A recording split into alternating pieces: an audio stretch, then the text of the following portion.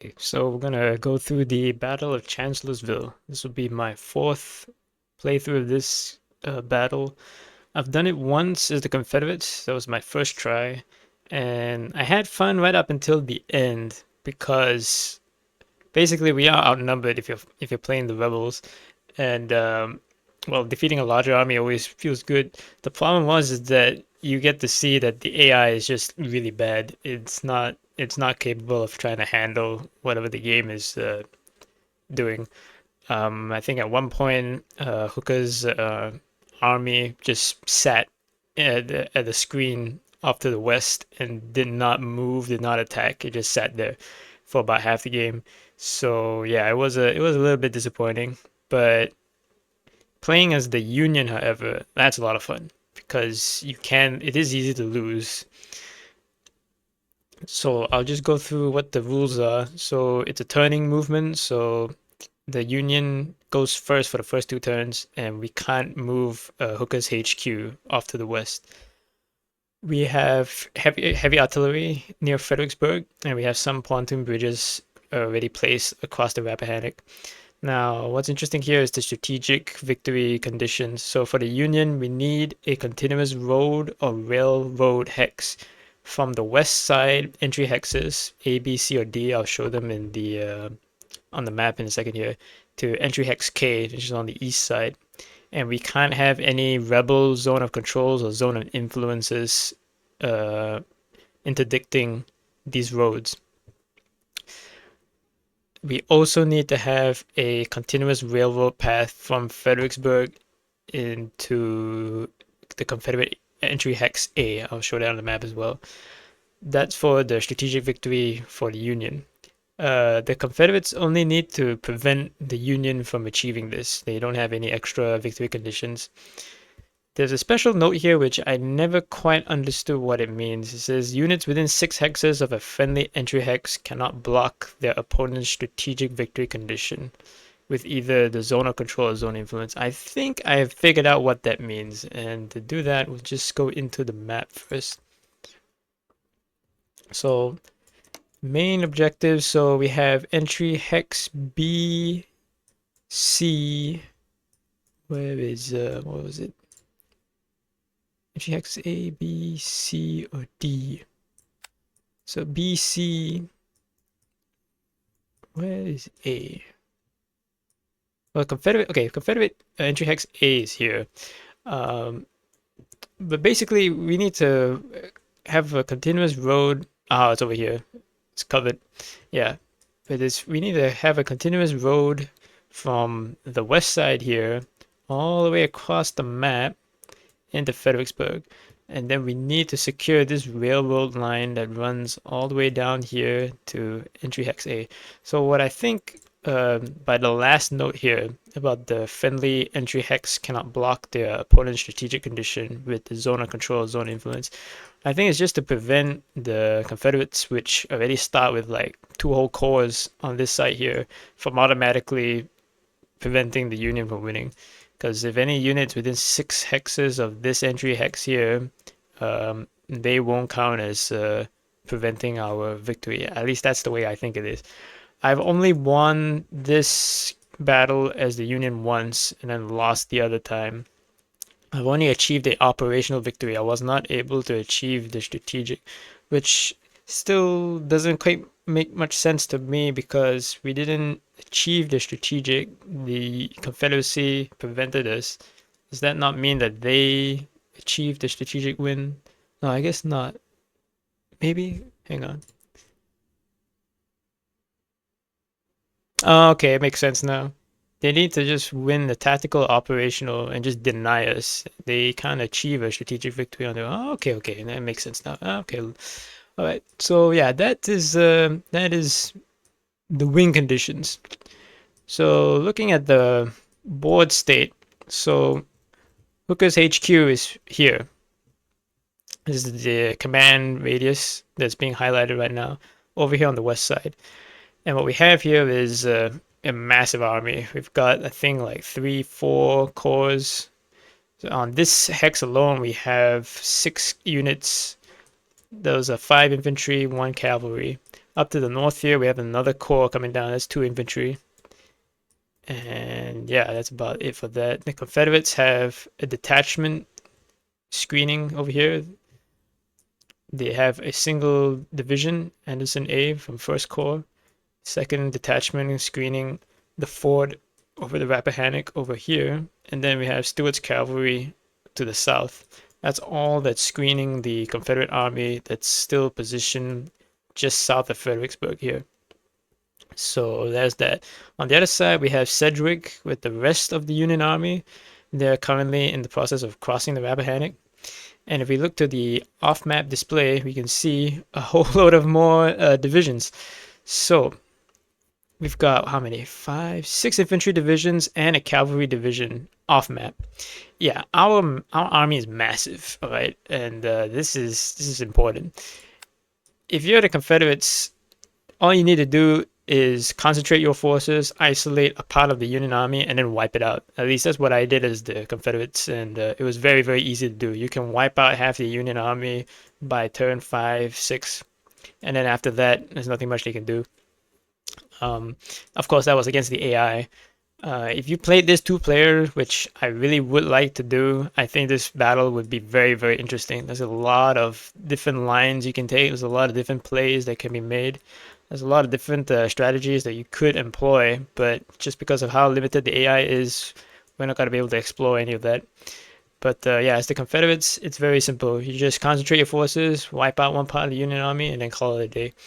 For us as the Union, and even though the AI is very poor, because of the way the game mechanics work, we are presented with a very, very interesting puzzle to solve. How do we concentrate all our forces to eliminate the Confederates away from the roads that we need to secure and do it within 10 turns? 10 turns sounds like a lifetime. It is not, because once again, it is the size of our army and the way that the mechanics work.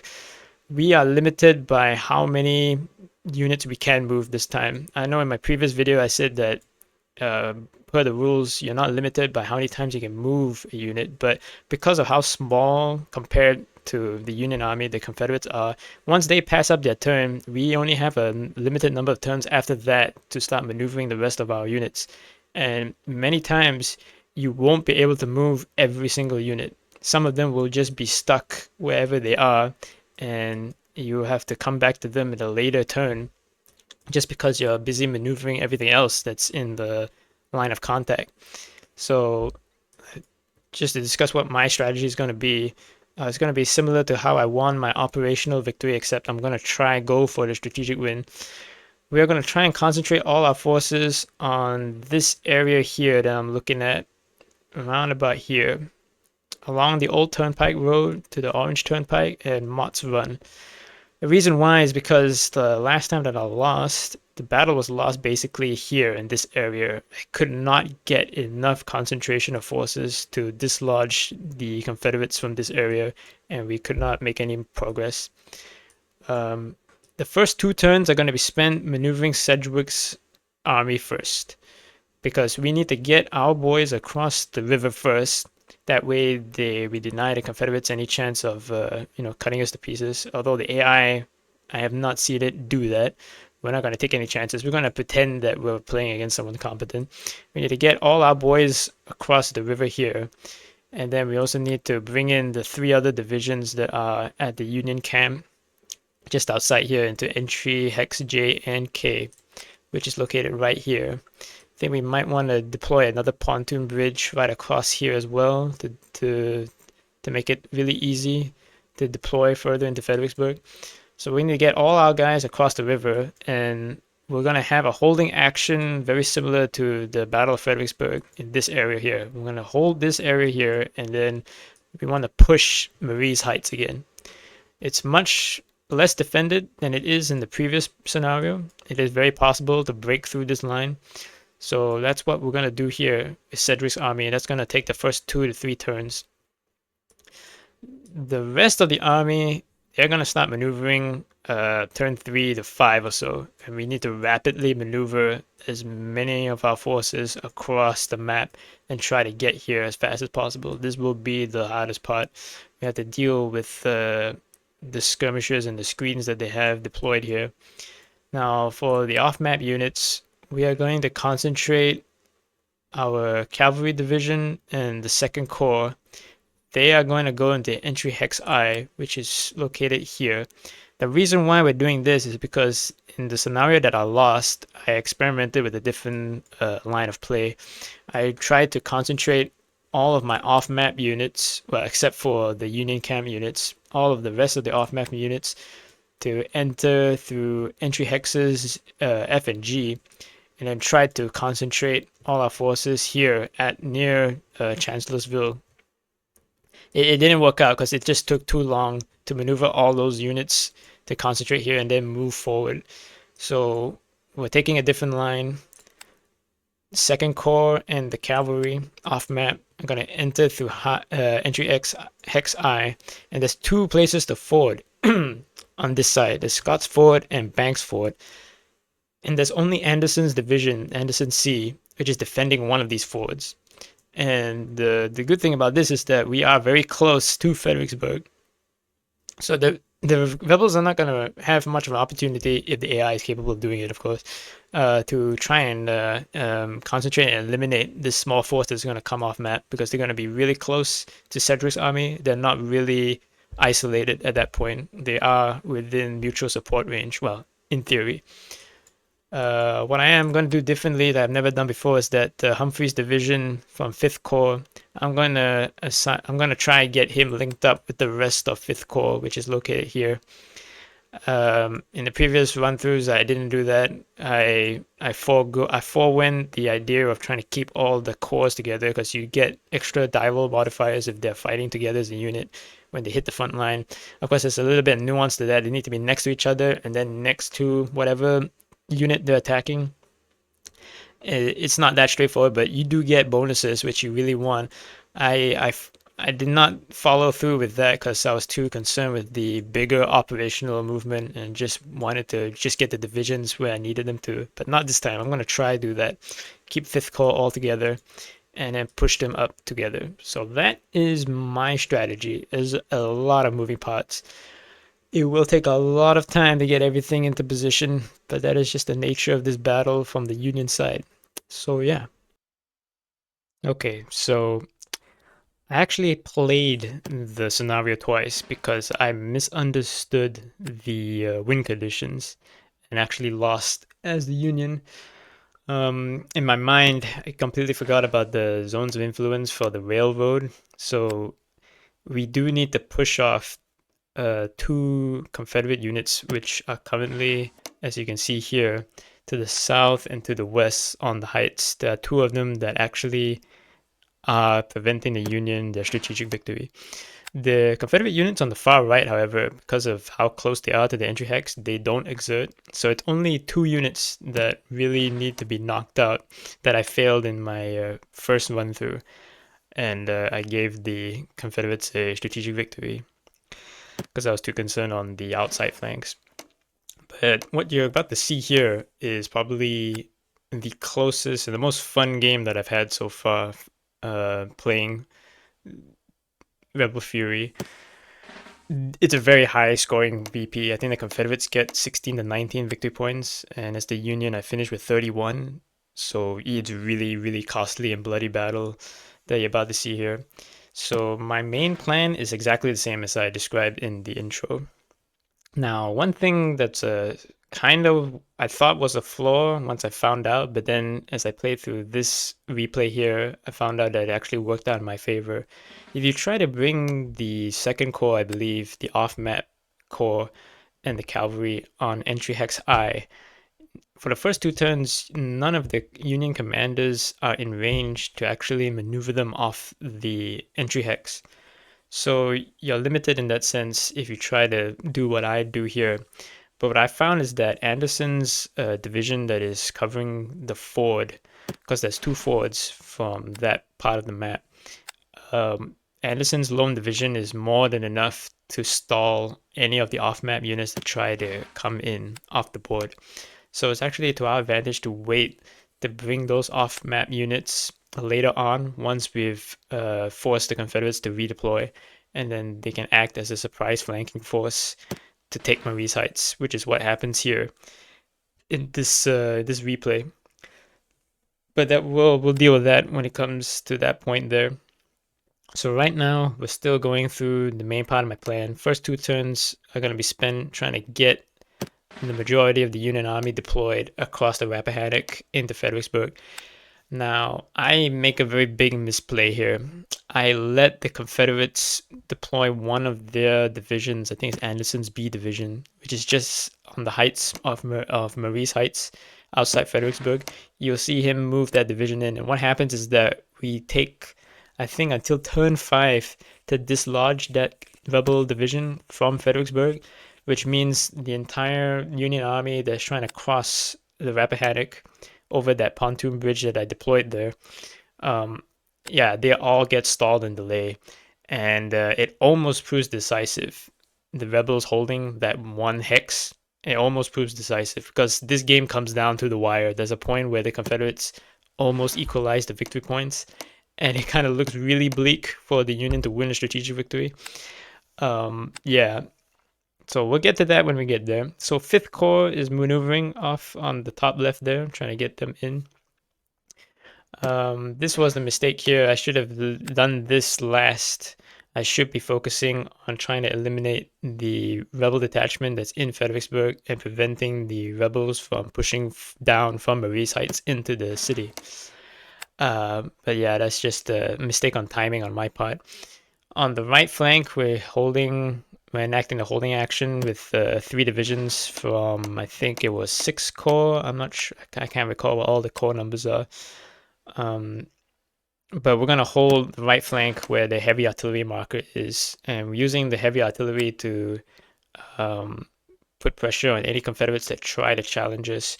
If they try to maneuver to attack us, we'll just put the marker on them, and then depending on whether they attack first or not, we'll attack them, we'll counterattack, and just push them back. We're not trying to take the heights. We're gonna wait till we take Marie's Heights on the west side. On the south side, those defenses, those heights, we're just gonna leave it till the end game. So you can see here we're continuing our maneuvers, and right there, the Confederates move in their division. It's Anderson's B, I think. On my recording software that I'm using right now, it's quite hard to see what the words are because it's minimized. But I'll add it in the post-game commentary, the subtitles.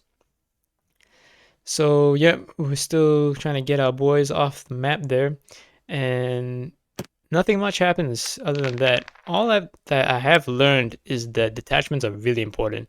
You will see me use the detachments a lot, and what I also learned is that they still count as victory points. So you kind of just like use them as throwaway units because you are just feeding the enemy points at that point. It was a comment that Mark Herman left on one other YouTube video of someone playing the game. I don't know what he called it. I think it was like a flying column or something, where you deploy a detachment far out because you do that at the start of the turn, and you have a lot of range to do so if your HQ counter is not being impeded by nearby zones of influence.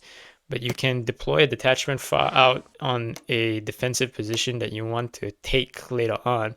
And if the enemy tries to challenge you, because of the way the game works, they're not able to immediately occupy that position or take the position, even though it's only a detachment. So that gives you time to deploy your own division to where the detachment is, and then like sort of relieve them.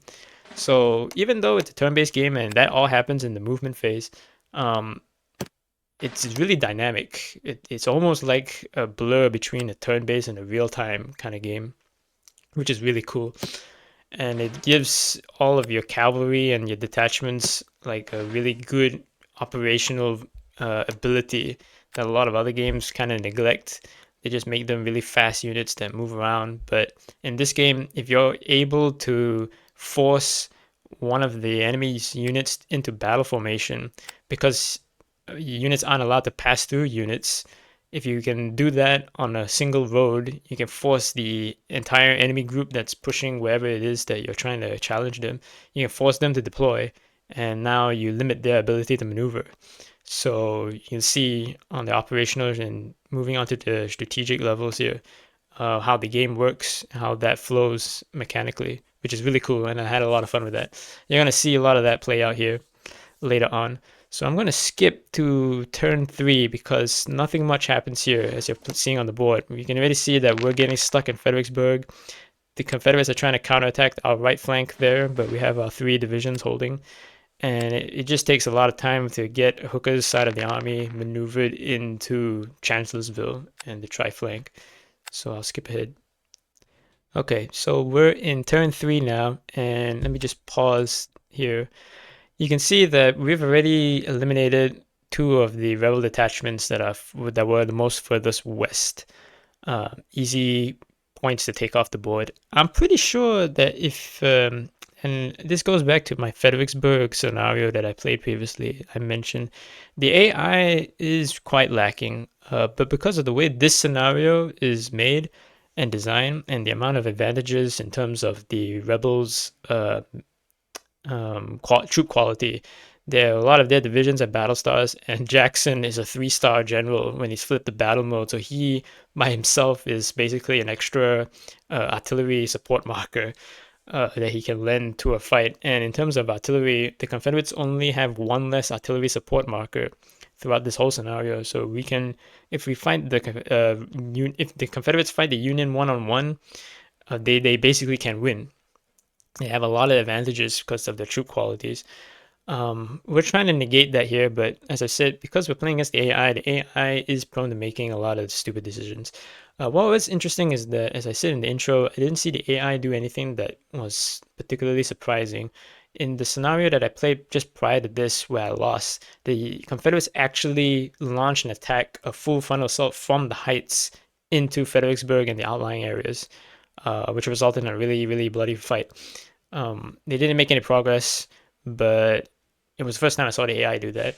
And what you see here is that the AI, you usually will deploy Hill's division, 3 divisions, and deploy Jackson's HQ marker off into the middle. They always go to this one position here, and they stack up like that. Yeah, it's happened multiple times, and I think that's just the way the AI is programmed. But if it was against a real player, right? This whole scenario, I don't think the Union would be able to achieve its strategic victory condition. The Union can still achieve a tactical or operational victory. I give them chances about 1 in 100 to achieve a strategic victory if it's against a real player of equal skill level. It does come down to the AI making a lot of, well, just 2 really bad decisions. First one being what they're gonna do here with Hill's division later on, and I think the AI can't calculate the Union's off-map units. I think it doesn't take that into account. I could be wrong, but just judging on the way that it's played in all the previous playthroughs, I think that's what's going on here. It can't tell that there's a whole flanking detachment that's about to come off map onto entry hex I, because it's very easy to dislodge Anderson's division that's protecting the fords up north. But I'll come back to that point when we get there. So yeah, we're still stuck in the town. We have made several attacks to dislodge that lone Confederate division that's in Fredericksburg right now. We get a lot of units blown. You can see there on the track marker, we already have 2 units that were blown. They were both blown trying to dislodge the Confederates there. You'll see the cavalry being engaged here, Pleasanton's cavalry. So I deployed the cavalry there for the sole purpose of trying to bait the enemy into engaging on open terrain, and it worked out. Cavalry actually did its job. So we have a part of Anderson's division out in the open there, locked in with the cavalry. And now this allows me to maneuver the rest of my infantry to isolate and then attack. And you're going to see this play out later on in turn 6, I believe, where the big massive battle occurs here against Jackson's forces. So you can see here, yeah, we've already fixed the enemy. Now we've maneuvered around, we're flanking them. We're getting as much support as we can. You want to try to get as many die roll modifiers as possible. So try to get the same units from the same core adjacent to each other and then adjacent to the target that you're attacking. The rest of the time here is spent trying to maneuver the rest of the cores, trying to concentrate them. You can see there's a detachment that I've put up to the east of the map here. That is positioned in the forest tile next to the roads. So in the event that the Confederates try to pivot, they will have to run into that. And like I said before, we force them to deploy on that one road there in open terrain. And that will allow us, the Union, to redeploy any of our infantry divisions up into there so that we're in a favored terrain position.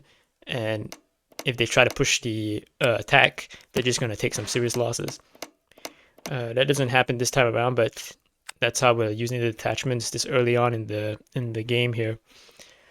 So yeah, continue maneuvering, and now I'm just trying to figure out how to unravel this traffic jam that's coming on here because I still haven't fully deployed the whole Union army that's on this flank. There's quite a few of the units are still off map, and we're trying to clear up the entry hexes. So you can see the Confederates trying to counterattack again. The reason why my lines are pushed forward is because we manage a I don't know what the term was called. Was it a breakthrough or an advance? Sorry. We managed to force a retreat and advance, so one of our units pushed out further forward than they need to be. And I was too busy, it comes back to the timing of the game, too busy trying to maneuver other parts of the units that the Confederates just sent in another division and fixed us there. So we're not in a really good position on the right flank, but they can't make progress and neither can we, but we're not supposed to. That's just a holding action. So nothing too bad going on there.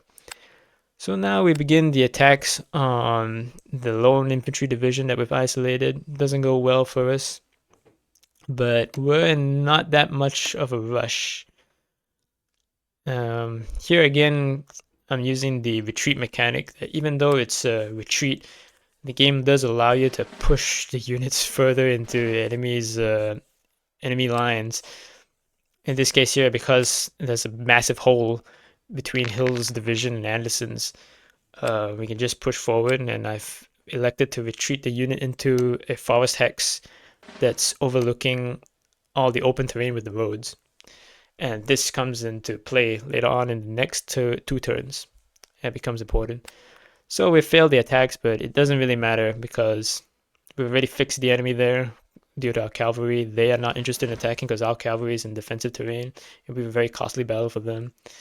And here I'm debating whether or not to attack. This is a mistake here if I do it. If I attack this unit and I advance, then it becomes a mandatory attack on the Confederate forces that are on the hills, on the defensive terrain to the south there. So I'm here doing the calculations, and I'm pretty sure I don't make this attack. I just leave it be. The Confederates have already passed up the turn, I think. Yes, no. Oh, did I attack? Oh, I did. This happens many times, but I don't recall this part happening. Oh, that I think it was after this attack here that I realized how dangerous that was. And then I stopped doing it afterwards. But that's just food for thought there when it comes down here. Yeah, so now we go on to the next turn. And I think I'll fast forward to the next interesting point of the battle. Okay, so on turn 4, I've placed Hooker's HQ further north this time because we've managed to move Anderson's division. You can see that what has happened here is that the Confederates have broken up their division on the west side. You can see, let me pause the video here. They were all concentrated in the forest, but now they've made some incredibly bad decisions. So basically, they've broken up their divisions, and now they're all fixed in open terrain hexes. Well, most of them in open terrain hexes, whilst most of our forces are all in forest hexes. I do not know why they did this. I think it's just the AI being the AI. But this basically means that all we need to do now, because they're all broken up and fixed in separate places on the battlefield, We just need to concentrate our free forces to isolate them one by one and destroy them. This is just that simple. And because we're all in defensive positions, the AI, because it knows that it's not in favor of making any real progress, it's just going to sit there. Now you can see Anderson's division that was holding the fords. He's left and is now trying to support Hill's division that has moved out. You can see the detachment that I was talking about earlier that I put on that forest hex to cover that road. Well, it's done its job. The Confederates decided that that was a threat and moved ones of Hill's division up forward to attack. And because we're already in that position, I maneuvered one of our free infantry divisions down the road on the west side to relieve that position, and now they're holding it. So now they have no chance of taking that at all. So for the next 2 turns until turn 6, 7, I believe, this battle is just going to be battle of attrition. We take our time trying to move in and isolate them one by one. You can see another detachment that's deployed near Jackson's HQ. I just put that there in case the AI decides to pull more forces from the heights, but usually the AI doesn't do that at all. You can see our lines on the right flank there have weakened a little bit because we've been forced to retreat, but we haven't lost any divisions. We just had several blown units, and they've all returned to the field at this point, so we're looking good. We've got 4 VPs, all of them were eliminating rebel detachments. You can see all of the favors of trying to attack there. We're not in a position to do any attacking right now. It has to be done the next turn. But because we already have the rebels fixed, we can take our time. I have never seen the AI voluntarily like do the disengagement step. I have never seen the AI do that. I do that quite a lot, especially in this battle here. But yeah, so another attack against Anderson's division that's holding Fredericksburg. Failed again. We're still all clogged up. Massive traffic jam. This is yeah, it lasts for another full turn and it's pretty bad. We really need to already have been outflanking Marie's Heights because you can't make much progress if you're trying to attack them head on. It is possible, but it becomes very, very costly, and we don't want to do that this early on in the battle. So we'll move on to the next turn. Okay, so we're on the next turn. You can see that I've placed my HQ counter right next to the Confederates HQ counter, so Hooker's next to Jackson, and we've already started pulling in off-map forces into Entry Hex I, and they've managed to cross the Rappahannock free of any rebel harassment. So our flanking forces are now here, and I really need to do this now because we've stalled way, way too long in my plan. We should already have forces outflanking Marie's Heights to the north there, but we're still stuck in Fredericksburg. It is what it is, but here you go. So the Confederates start pulling their forces off, and right here we have an advantage. They did not have enough movement points to move into the hex, the forest hex. So we're already across the river. We move Hancock's division there, and we have them fixed in open terrain. We're in defensive terrain. Yeah, all in our advantage. Anderson's division that pulled back there is now double backing. So AI making more pretty bad moves. And yeah, we're still trying to push into Fredericksburg. I believe it's in this turn or the next turn we finally take Fredericksburg and we finally start maneuvering our forces around. So there's Bernie's division. It's the one that we really want to attack because they've got a battle star. I've already switched Sedgwick into battle mode because I do need all the help I can get to dislodge this one Confederate division that's held us up here for 5 turns now. But yeah, we're getting there. Okay, so we finally get our forces concentrated yet again on turn 5, and we finally repel the Confederate division there. So Fredericksburg is now opened up and we are in business. You can see the roads to the very northernmost part of Marie's Heights, they're already open because of, I think it was 2nd Corps. I can't remember what corps Hancock's division is a part of. But the off-map units that we brought in from Entry Hex I, they already pulled off the Confederate units from there, so we're looking good. But it is quite late in the battle because we have a lot of ground to cover if we want to win. the Confederates have a lot of units that are currently exerting zone of control and zone of influence over the roads that we need to connect. So yeah, it's a tough battle to go. I've already concentrated some forces here. Hancock is going in. Yep, we get him. Confederates pass off to last chance attacks, and you can see here we're still taking time to maneuver everything. Because of how small the Confederate force is, they can pass their turns really fast, and if we don't roll for last chance movements, if we don't roll high, we're just not able to move. As I said in the intro, our army is so huge that we just can't sometimes maneuver all of the units, which is really cool because of the way the game is designed. It's just reflecting the inability of the Union commanders, especially at this point in history where command and control is pretty weak. It does reflect problems of trying to fight a massive battle over a massive battlefield with so many units, which is really cool. I quite like that.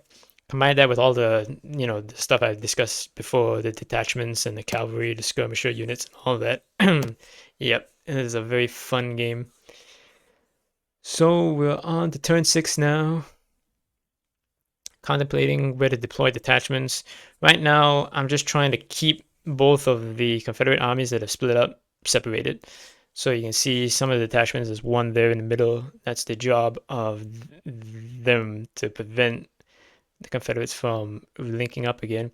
But the AI is not capable of doing this. It's been in this position many times, and no, the AI has yet to do anything surprising in this regard. So fast forward here later on to turn 6, and now we are maneuvering our forces past Marie's Heights, and we're now outflank the rebel entrenchments. And now we can start getting to work. So you can see that I have retreated, disengaged, sorry, our cavalry. So they're now free. And now all our infantry divisions, they are now concentrating to eliminate Hill's divisions one by one. It's going to take a little bit of time, but we've rolled quite well for our last chance movement, so we have all the time in the world now to maneuver our massive army to isolate and annihilate them. It will take another turn or two. It will take another 2 turns, I think, until turn 8, until we've completely wiped out this part of the rebel army. The units that proved the most decisive here are the 2 units that are currently locked up near the Rappahannock. Can't quite see what the names are, but I'll point them out in the post edit. Now I'm just trying to figure out how do we best outflank Marie's Heights here. You can see a detachment I've put there in the middle. That's just to prevent them from maneuvering to counterattack us, because we've got good positions now. If we can force them to deploy in the open, that's great. But now I'm taking my time to figure out how best to maneuver here.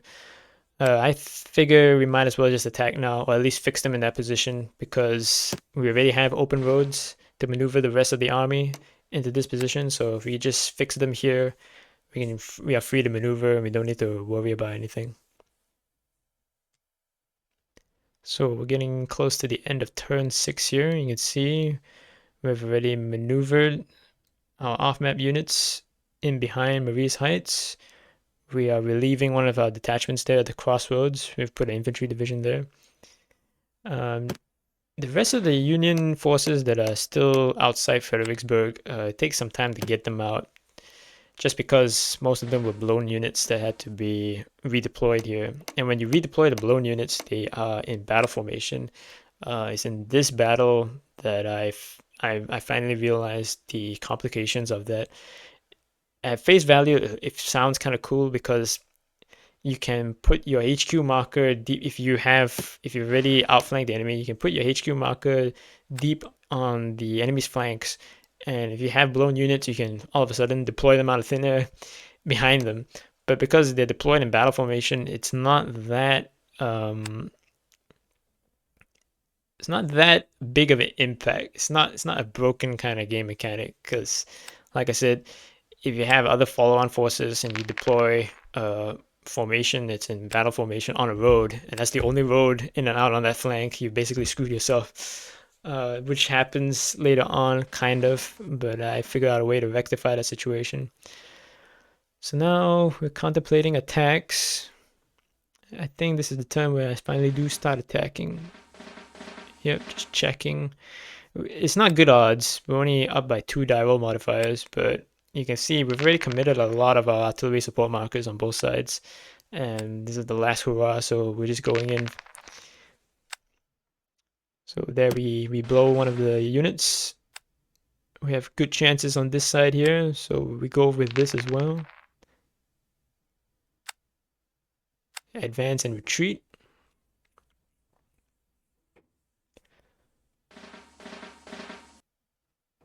It's very difficult to eliminate units in this game. Most of the time it's always blown, retreat, or yeah, basically those two. Which is why towards the end of this match, it gets really down to the wire and really exciting because, like I said, I think in total number of victory points scored is close to 50. So yeah, we'll see a lot of that happening later. So we're launching more attacks on Marie's Heights. We're dislodging them out from that position. We do need to take the heights because those two Confederate units just outside Fredericksburg, they are cutting the railroad line with their zone of influence. So yeah, not looking too good there. Rebels counterattacking on the right. Push them back. That will go on for the next few turns. And now I think we just go on to the next turn before we commence the rest of the destruction of Jackson's part of the army there. So we're back here into the west. It's turn 7, and yeah, they're now trying to concentrate their forces, which is too late. They've already engaged us. We've already fixed them in positions. The AI, they didn't choose to disengage any of these units, and they just put another infantry division out in the open next to defensive terrain. So the moment I see that, we commit everything that we have, and we're about to encircle them basically on that flank there. On the other side, the Confederates are now doing a lot more maneuvering. It usually takes them this long before they start moving the defensive forces on the heights and the entrenchments. It takes them a long time to do that. But these two Confederate units right here, we need to knock these out by the end of the game because they are cutting the railroad line. We don't get to do that until the very end, though. I'll show you what happens there. It is still taking a lot of time to maneuver the rest of the army outside from Fredericksburg into the flanking position, but we just have to make do with what we have and the time that's available to us. So we're back to the west here, and you can see we have them surrounded. Yep. Now it's just a question of which units we want to eliminate first. So we need to figure out which side we want to deploy our units and try to keep the core integrity and try to get them adjacent to each other. So just taking my time here to figure out which side we're going to push first. The Confederates have already passed. The Confederates will pass a lot because they have a much smaller army. There's not much for them to do. You see me use the undo action quite a lot because the game allows you to do that, so you can always plan ahead. Skip forward to where we finally encircled them. Yeah, there we go. So we moved those two divisions around on the other side. So we have that part of Jackson's army all isolated. We managed to catch Early's B division out in the open. They tried to maneuver out, but they're in the open, and we get a mismatch of a 2-on-1 out there. We don't have enough turns to move the rest of the army out of Fredericksburg yet again. We'll have to deal with that later on. Our cavalry doesn't play much of a role anymore. It was very important during the first 4 turns, but now it comes down to the detachments to do all the screening and the forward deployments. So we're placing the heavy artillery marker now. The Confederates realize how bad the position is, so they preempt an attack. We commit the last of our artillery markers.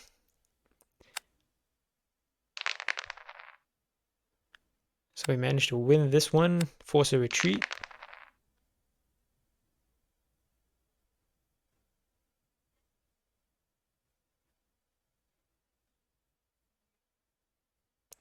Now comes the big battle. So just calculating which attack we want to start first, because you can chain attacks as well. And I think I elect to start with the ones on the furthest flanks, and then work my way inward. Could be wrong.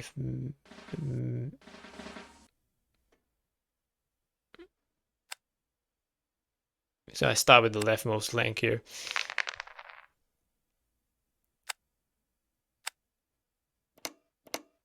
Does not go well. It will take some time. Take some time. Confederates still choosing to make their attacks on the right flank. This has been going on through the entire game right now. Turn 7.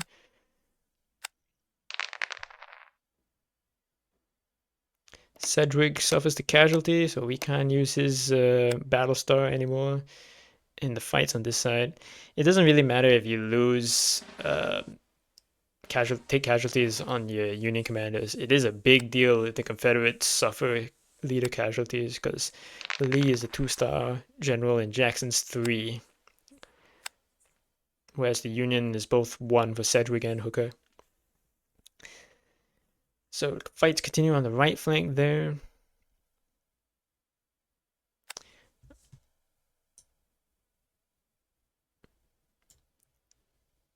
Now we're back on the west side.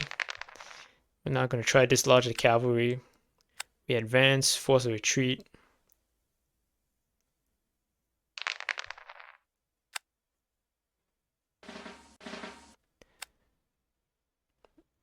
Now we attack with Geary's division on the right. Good rolls. Advance and blown. And now one more attack. I think it's in this turn that we get everybody. Both sides are out of artillery support markers. So it's just down to pure die rolls. And yeah, there we go. We have basically, well, not eliminated, but we have removed Jackson's part of the army there, except for those 2 divisions that are still cutting the roads to the north. And that's the next battle that needs to be fought. But we're getting into the end game here. And we still have not yet achieved our strategic objectives. We are at 10 victory points to the Confederate 0, so we are in an operational victory right now, but we are trying for the strategic win. And yeah, turn 9 and 10, that's where it comes down to the wire. The save feature in this game is really good, and because I record my games, it's always very easy for me to, because I have 2 points of reference now, I can either load up this game save or watch the video back again and then see what happened during the game. I played this match yesterday, so that's why certain parts of my memory of the battle is a little bit off. But for the most part, I can remember most of the big decisions that I make and why I made them. So right now, our plan is we just need to dislodge those 2 infantry divisions that are cutting the road to the north. And we need to get 2 more units, well, yeah, 2 more units of the Confederates away from the railroad. We just need to push them off the heights, basically. So that's what's going to happen here. You can see the extent of our influence that we can deploy the detachments. Right now, because I know that the enemy has 3 blown units that are going to come in, 1 on this turn and 2 on the next turn, I want to try and limit their ability to maneuver from this position over here. I don't know, I can't recall if I place the units now or in the next turn. You can see that I'm thinking about it. Looking back at it, I'm not sure if this one was a good move. This was probably the worst detachment placement because it's out in the open. And what I'm thinking to myself is that if I can get a single infantry division to relieve that position, we're not intent on attacking. I don't think the Confederates will really try to push it, but they do, and I lose the division later on. But I do hold them back. It's a very costly play. We lose a whole division. to stop 3 divisions of the Confederates from trying to remaneuver, which they are going to try. So it kind of paid off a little bit, but it's a very costly play. Now we're just trying to maneuver our veteran divisions with battle stars through the front and try to get the fight off there. The Confederates have managed to force retreats on this flank many times, so you can see that we're out of position, the 3 divisions that we deployed here, but we still have the heavy artillery marker. They haven't been able to eliminate that, and we managed to redeploy everything onto the front. So I'll fast forward a little bit. So we are now doing the last moves on the west side here. It's going to take another 2 turns or so. Oh, 1 more turn until turn 9 before we eliminate these 2 divisions to the north here. This is the last of Jackson's part of the army. And we are running out of moves. This is where you can see the delaying action of the Confederates in the early game outside Fredericksburg. Means that we have to try and maneuver this part of the army more than the other side because we can't move both. And yeah, it's going to come down to the wire for the strategic win, that is. In terms of like actually winning the scenario, we have already won. We could just sit here and win the operational victory. But we're going to push for the strategic win. So the Confederates are now going to try and counterattack on the right again. At one point, they do make progress and they threaten to eliminate the heavy artillery marker, but they don't push that advantage because I'm not entirely sure. I'm pretty sure it's because the AI is bad at that point. Yeah, they force a retreat here. Next turn, I think they make much more progress. Odds are not in our favor here. I can't recall if I commit the attack here or not. I'm about to find out, so I do. Okay, so commit the attack. We roll very poorly. Only get a retreat and not a blown, which is good because we can come back. We have 2 more turns to dislodge these guys, so we're not in much of a rush. Yeah, so on this turn, I believe they do push us back. Yep. Advance and blown. Yeah, I'm pretty sure here they could have advanced next to the marker and eliminated it, but they choose not to. Instead, they just choose to push forward. And they separate themselves, so it's going to make our counterattack really easy. Now, do I commit more attacks here? I can't recall. No progress is made, that much I know. It's only in the next turn and the turn after that where things get really dicey. Yeah, no more artillery support markers. It's just pure die rolls at this point.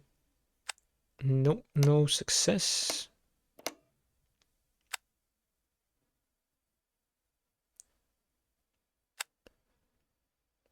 Confederates make their own counterattacks. That's a really good roll, that. Yep, we got a unit blown.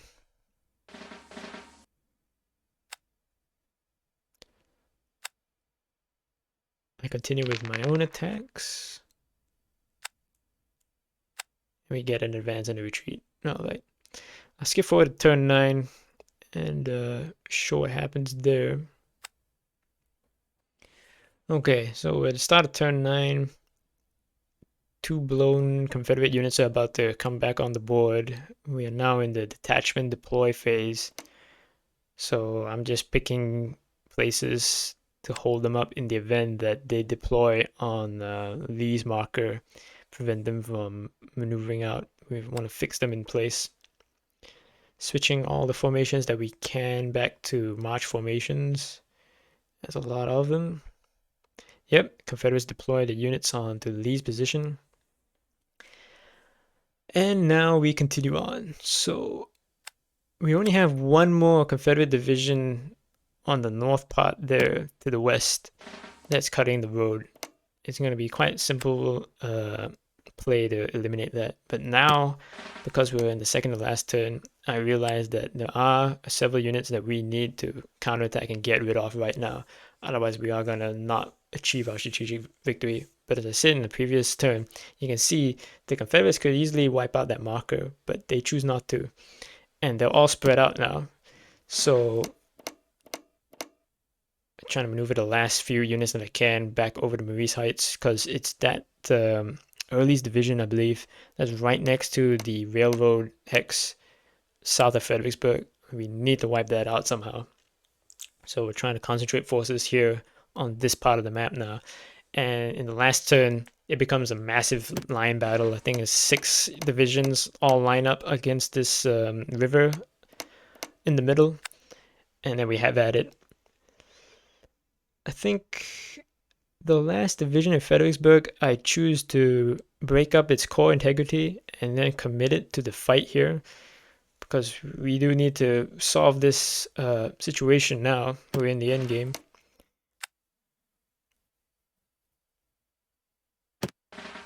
Yep, Confederates are now moving further forces around. Our detachment that I put in the previous turn, they've already forced them to deploy. And this part here doesn't, like I said, it didn't work out. So this one division is going to get wiped out along with the detachment. That gives the Confederates quite a few points. But we have prevented the Confederates from breaking out on this side here. They're all deployed, they're all fixed in position. There's nothing more they can do.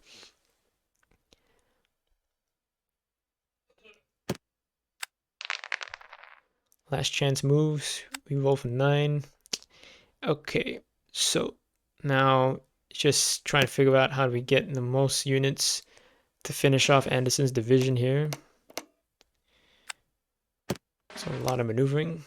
I'll skip forward a little bit.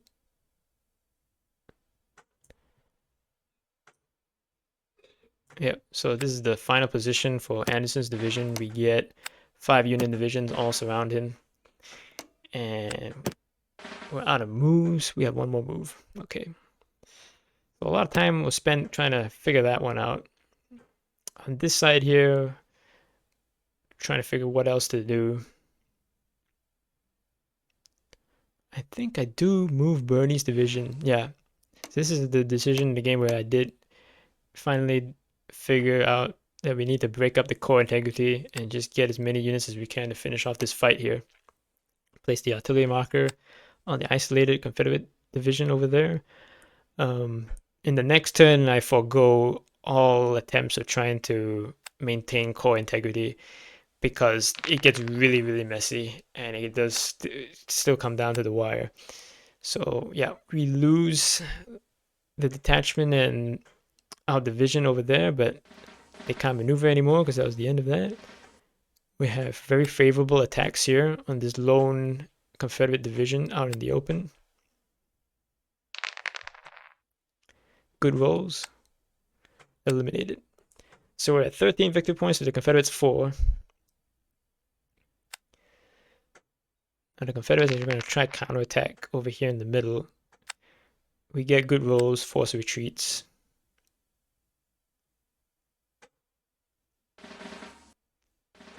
I can't recall if I push hard on this turn. I think I do. Yes, so I do.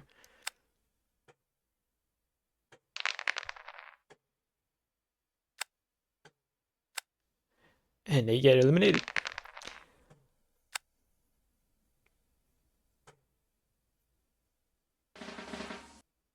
Yep, finish off the fight in the west here. I think it takes 2 attacks. No, we get them on the first one. Yeah, and they're gone. So we're at 19 victory points to the Confederates 4. Now I think I'm contemplating whether or not to try finish off the last unit right there. Yeah, so I choose to attack. No progress is made here. This one I do remember because we only dislodged them at the very end. Oh, Hancock gets eliminated. Yep, Lee suffers a casualty. That's good. I don't think Jackson suffers a casualty, and they don't use Jackson's 3 battle stars to influence the fight. So like I said before, AI just makes 2 to 3 bad plays overall, and it does gives a very significant advantage. This battle would be very interesting to play 2-player. That's all. I've said it, I think, like 3 times now, but yeah, it would be very interesting. In spite of the fact that I think it's still very lopsided in terms of the Confederates. Uh, for the Union to achieve a strategic win, I think it's still a 1 out of 100 chance if it's two players of equal skill levels to play this scenario. But it'd still be fun. There's a lot more lines that can be opened up if you've got two human players playing. So we are now in the last turn, and things get really dicey. So there are only two Confederate units that we need to dislodge. I'll mark them in the post edit here. And we are almost out of steam. We're almost out of momentum. The Confederates have had a lot of time to concentrate their forces, and they're all concentrated in the middle there. So it's up to us to surround them and try get a last-ditch attempt to remove those units.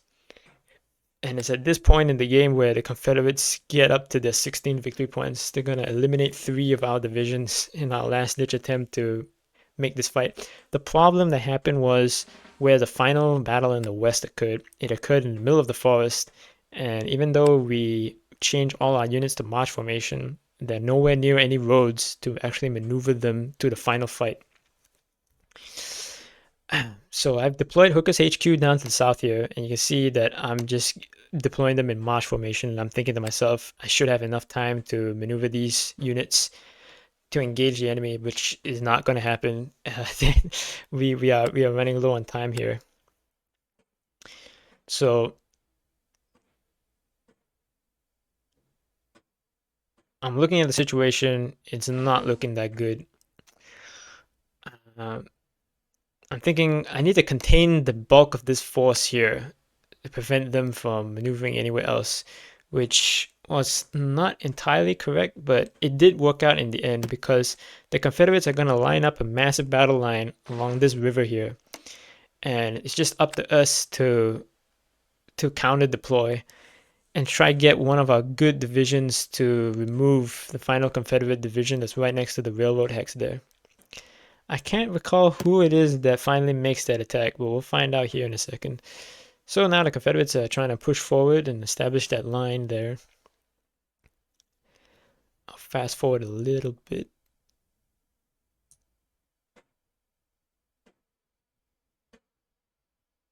Yeah, okay.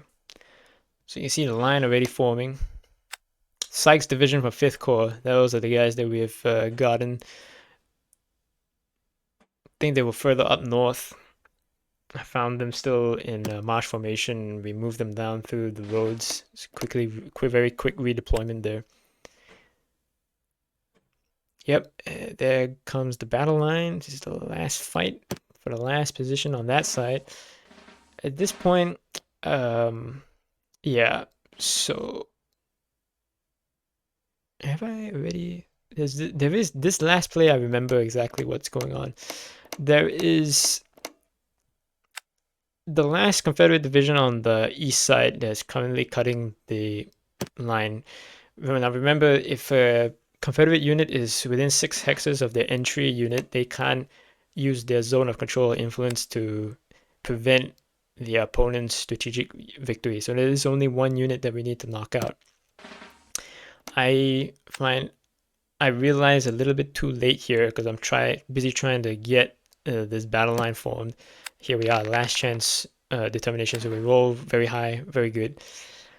Yeah, is that unit right there. And I realized that we don't have enough steam or momentum. What we're going to do is that we're going to commit all our forces that we can to this battle. And the way that we're going to even the odds is use the heavy artillery marker, which is still in play, put it on them. And it actually manages to even the odds. It's like dead even this attack, even though it's up against the entrenchment on the heights, on the hill. It is dead even, but I'm not gonna put all of my eggs in that one basket. So I'm thinking here now, what last play can I make? And you see those two divisions that are further most to the west? What we're gonna do is that we're gonna march them all the way to the other side of the map because those guys are in march formation and they're next to a road. And they're not only next to a road, they're next to the only road that can bypass the middle bulk of the Confederate army. bypass their zone of influence so that they don't have to be forced into battle formation, and get them to the flank where we need to attack that last Confederate division. The 2 units in march formation here, if I try to do this with them, it is not going to work out. I do the math. It would be better to maneuver the 2 divisions on the other side so I can get them close up next to each other, because otherwise it only make it one of these units will be able to make it. So I'm just planning out ahead, and yeah, now we start the maneuver. The great flank.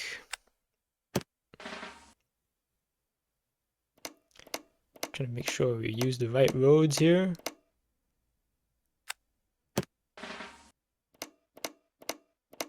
And we get him behind.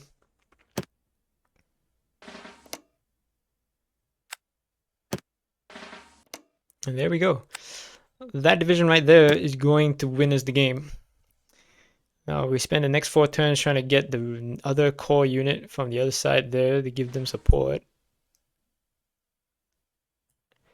And here we go. So we deployed the heavy artillery marker. All units have been deployed.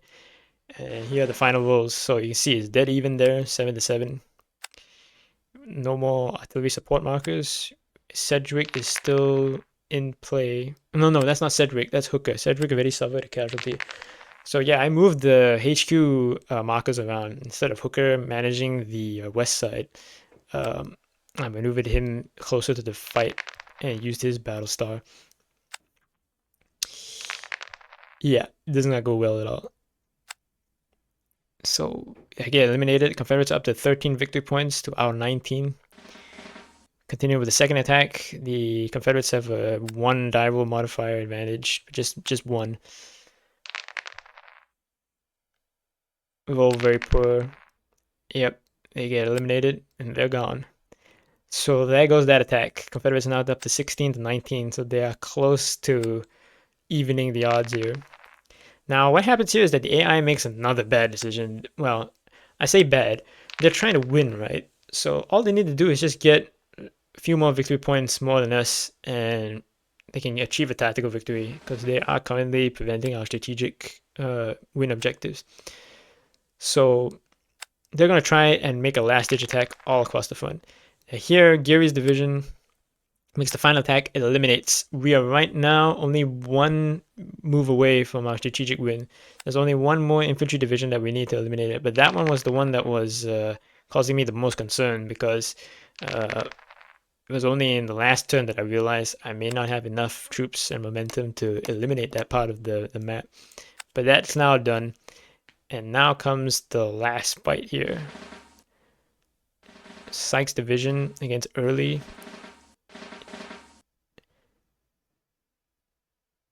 We roll for the attack. No extra supports. We do have our HQ support. We roll and we win. Enemies eliminated. So right now we have achieved the strategic win condition. We are up to 25 victory points to the Confederate 16, and the Confederates are now just going to make last-ditch attempts all across the line to try get the win, but it's not going to work out, and they end up giving us a lot of victory points in the process, trying to make something happen, but it's too late. And you can see that we have the entire rebel army surrounded at this point. Yeah. Last few attacks to be made. But yeah, that's pretty much it. Strategic victory for the Union on the Chancellorsville scenario in Rebel Fury.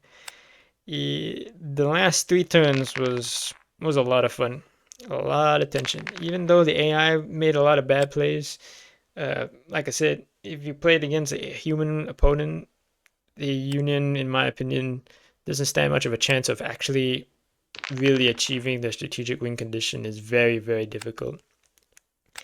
Because as the rebels, all you really need to do to prevent that is either cut the roads on the northernmost side that link up into Fredericksburg, or just keep the railroad cut with your zone of influence. And playing as the Confederates against the Union AI, it was very easy to win by destroying their army outside Fredericksburg. But I think if it was two human players where you gave Hill's division, which all have battle stars, under the command of Jackson, who has 3 battle stars that he can give with HQ support, and then you have a fight against Hooker's part of the army, which outnumbers them 2.5 to 1. But in terms of true quality and general quality, they are not up to par. That to me seems like a very interesting fight to have. I've never quite seen that happen or played that out because the AI just doesn't really know what to do as the Union on this scenario. At least in my previous experience, they just sort of sat there. But if you had two players trying to game that one out, I think that would be a very interesting battle to see occur. But yeah, maybe one day, one day. But yeah, thanks for watching. That's the gameplay analysis for my run through for Chancellorsville.